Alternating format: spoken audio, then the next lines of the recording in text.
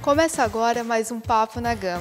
E no programa de hoje nós vamos falar sobre o Curso Nacional de Formação de Treinador de Futebol, realizado na Central de Cursos da Universidade Gama Filho, em São Paulo. Registramos os melhores momentos do curso e realizamos entrevistas com grandes profissionais do futebol, como Ney Franco, atual técnico do São Paulo, o docente e doutor Próspero Brum Paoli, Rodrigo Bragueto, ex-árbitro de futebol, e Jorginho, ex-técnico do Bahia. Confira os melhores momentos.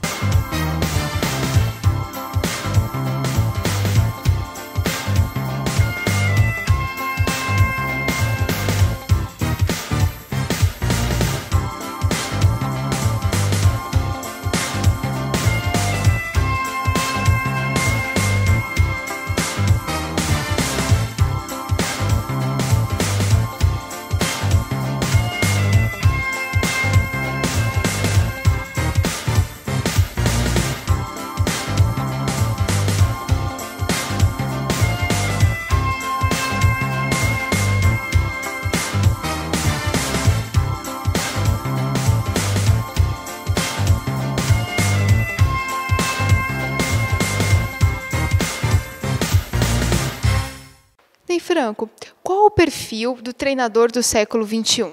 Bom, eu acho que o primeiro perfil de um treinador, independente da época, ele tem o conhecimento técnico, né, para preparar os seus atletas, definir uma forma de jogar, ter a capacidade de estudar um adversário. Mas eu acho que um perfil agora que a gente percebe muito é saber esse relacionamento sobre o comportamento humano, estudar um pouco mais sobre isso, esse relacionamento tanto individual, né, como a parte coletiva.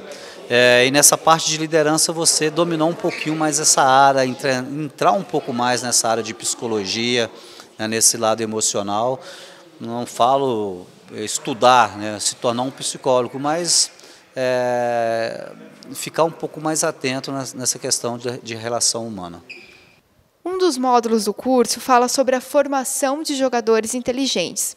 Como formar jogadores inteligentes? O jogador inteligente, você forma ele proporcionando sempre nas sessões de treinamento que esses jogadores tomem decisões alinhando a parte técnica com a tática do jogo, né? Promover exercícios ou atividades que façam com que esses jogadores tenham que tomar decisões com a posse de bola, sem a posse de bola.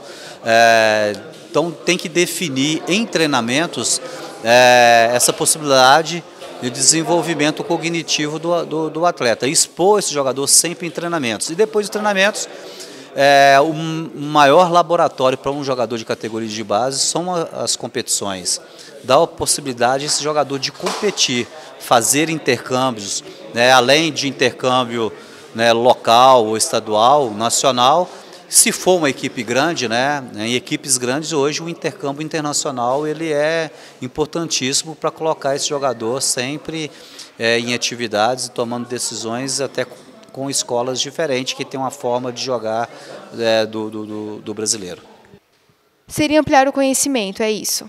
Exatamente, ampliar esse conhecimento através de treinamentos, da prática e também transportando depois esse treinamento para os jogos.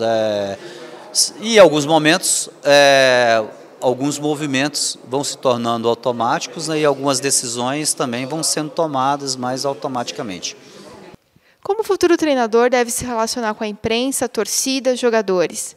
Acho que primeiramente com a postura profissional, ética. Eu acho que entre os jogadores o tempo todo você tem que desenvolver, né, o senso da justiça, porque com os jogadores você que está no seu dia a dia você sempre toma, né, decisões. Essas tomadas de decisões, de definir quem joga, como se joga, quem é relacionado para o jogo, o jogador tem que perceber o tempo todo que você toma essas decisões através de justiça. Essa justiça sempre avaliada em cima do desempenho dos atletas, tanto em treinamentos como em jogos. E o treinador, em relação tanto com a imprensa e com a diretoria, tem que ser altamente profissional, de respeito, ter capacidade desse respeito, sem um respeito mútuo também, né? E o tempo todo trabalhando com transparência, né? Para a imprensa sempre respondendo com muita clareza os seus pontos de vista, as suas decisões, e com a diretoria sempre passando a mensagem que você está querendo fazer um trabalho, fazendo um trabalho justo em prol, né, do melhoramento sempre do clube. Muito obrigada, Ney, pela entrevista. Próspero, quais são os fatores que influenciam no processo de formação de base do futebol brasileiro? Olha, são vários fatores, né? Muitas variáveis que estão envolvidas nesse contexto da formação do jogador. Você tem desde variáveis ligadas ao campo, à prática cotidiana do jogo, né, do treino, assim também como extracampo. Então, por exemplo, vou citar algumas. A estrutura das categorias. Futebol brasileiro hoje você tem sub-14, sub-15, sub-17 e sub-20. São 4 categorias. O ideal, considerando o processo de maturação, considerando aspectos de crescimento e desenvolvimento infantil, as fases sensíveis do treino, né, a conclusão do padrão motor do atleta, o ideal seria você ter ano a ano. Mas nós sabemos das dificuldades de implantar isso, devido a condições, condições estruturais, né, financeiras, né? Mas então o ideal seria sub-14, sub-15, sub-16. E aí tem o sub-18, 17, 18 anos, e o sub-20, 19, 20. Esse é um dos gargalhos, né? Mas nós temos outros, como qualificação dos profissionais que estão envolvidos com essa prática, as condições que o meio oferece, campos de treinamento, os profissionais que estão envolvidos no dia a dia, alojamento, alimentação, né? A questão do ensino formal, a escola, porque nem todos vão chegar, então é necessário que não se descuide da escola, que ele possa aliar o jogar futebol com o ensino formal, né? Então é toda uma gama de fatores que fazem com que o jogador obtenha sucesso ou não na carreira lá na frente. Próspero, muito obrigada pela entrevista. Rodrigo, qual a importância do aprendizado das regras para o treinador e como elas são transmitidas para os jogadores? Bom, primeiramente, infelizmente eu tenho que dizer isso, que no país do futebol, nem os treinadores e muito menos os jogadores sabem as regras do futebol efetivamente. Eles a conhecem e se a conhecem, às vezes estão muito desatualizados. Então hoje, praticamente no futebol de alto nível, né, com o futebol ciência que a gente fala, é inadmissível que o treinador não saiba a regra. Poucos deles têm hoje o conhecimento de regras e por terem pouco conhecimento talvez nem saibam como passar efetivamente. Então, muito do que eu tenho feito agora, inclusive como ex-árbitro, é poder ajudá-los e poder ajudá-los a transmitir para os atletas, principalmente da base, para que isso venha desde lá da base e quando forem grandes jogadores, terem isso enraizado, né? E, à medida do possível, tentar mostrar para eles o quanto é importante saber a regra. Eu acho que eu posso citar isso aqui hoje. Ontem nós tivemos um gol do Neymar, que ele volta numa posição de impedimento perfeitamente, se posiciona e faz o que foi o segundo gol do Brasil, né? Ali é um atleta diferenciado que sabe a regra do jogo efetivamente, principalmente como se posicionar. Então, isso ninguém passou para ele, isso ele aprendeu sozinho, está enraizado nele, por ser um jogador diferenciado. Então, se a gente puder treinar isso, com certeza nós teremos mais lances parecidos com esse do Neymar. Muito obrigada pela entrevista, Rodrigo. Jorginho, quais são as características necessárias para se tornar um treinador? Uma pergunta difícil, né? Mas eu acho que primeiro a pessoa tem que saber o que ela quer realmente. Qual o nível de treinador que você deseja ser.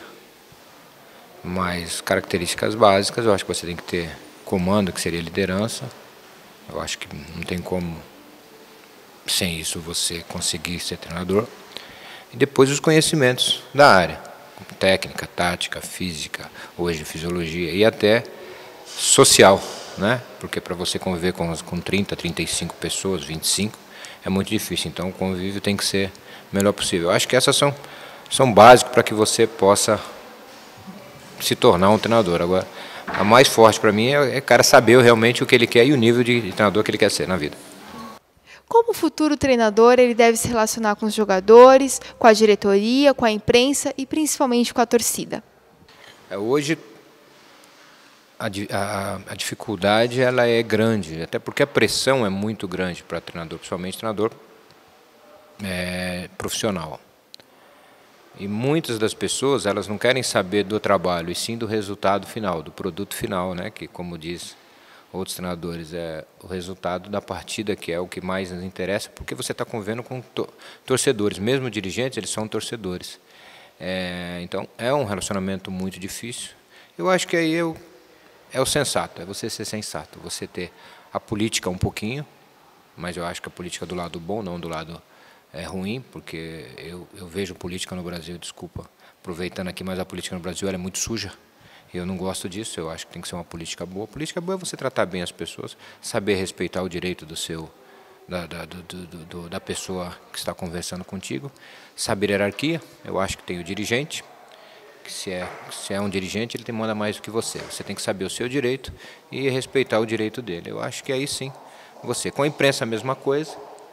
Eu acho que a imprensa tem um poder grande na mão. Ela fala todo dia e você só fala uma vez. Então, 90% do que ela fala é verdade. E você tem que respeitar e, infelizmente, aceitar. Infelizmente ou felizmente aceitar. Porque o poder deles é mais forte, é maior, né? Então, você faz ali na hora. Se for bem feito, ele vai te valorizar. Se não for, ele vai te desprestigiar e você, consequência, vai ter problemas lá na frente se você não souber respeitar isso, né? Então, eu acho que com os atletas a mesma coisa, tem que ter um respeito grande, saber que eles são o maior astro. Eu acho que isso, para qualquer treinador, tem que entender que o astro é o atleta e ele é que tem o direito de receber todos os elogios, né? Então, eu acho que isso tem que ser bem claro. Com os dirigentes tem que ser isso, com a imprensa sim, e tem até com relacionamento à própria comissão técnica. Eu acho que você tem que dar liberdade assistida para que todos possam fazer o seu melhor trabalho e juntos podemos fazer o melhor pela equipe. Jorginho, muito obrigada pela entrevista. O Papo na Gama chega ao fim. Para mais informações sobre o curso nacional de formação de treinador de futebol, acesse o site www.posogf.com.br.